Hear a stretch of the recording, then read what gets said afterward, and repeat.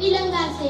तू चमकता ही रहे चांद की सूरत ए वतन, तू चमकता ही रहे चांद की सूरत ए वतन, तेरे दामन में सदा फूल महकते ही रहे, तेरे आंगन में बहारों का समा चलता रहे, तेरे आंगन में बहारों का समा चलता रहे, तेरे माथे पे सितारे यूं चमकते ही रहे।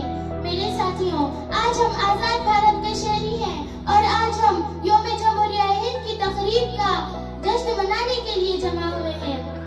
मेरे साथियों, आजाद भारत का दस्तूर 26 जनवरी 1950 ईस्वी को हमारे मुल्क में नाफिज हुआ और इस दस्तूर को बनाने में हमारे समाज के रहनुमाओं ने कितनी दूरंदेशी और हिकमत की थी और मुस्तकबिल के लिहाज से हमारे दस्तूर की बुनियाद रखी गई।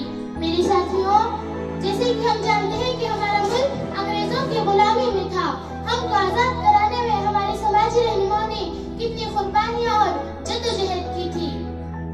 बागबा आजाद है, सहन चमन आजाद है, बागबा आजाद है, सहन चमन आजाद है, हो मुबारक दोस्तों अपना वतन आजाद है।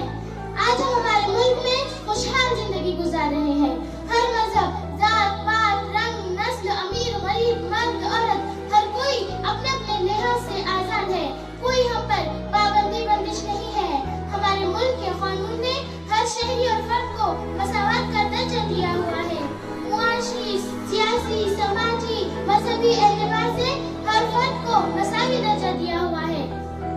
मुल्क के राष्ट्रपति से लेकर मुल्क के आखिरी शहरी तक को यकसा मौके मिले हुए हैं, जिससे फर्द अपनी जाती जिंदगी को निखार व संवार सके और समाज में अपना किरदार और अपनी शख्सियत को कायम व दायम रख सके।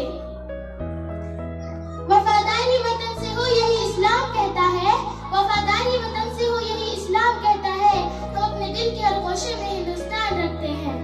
मेरे साथियों, आज से हम अज़्म करेंगे कि हम भी अपने मुल्क की तरक्की में अपना किरदार निभाएं।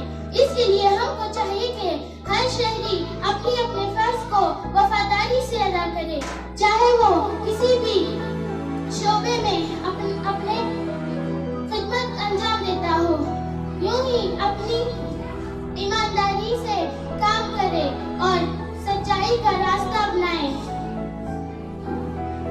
आखिर में एक शेर कहकर अपनी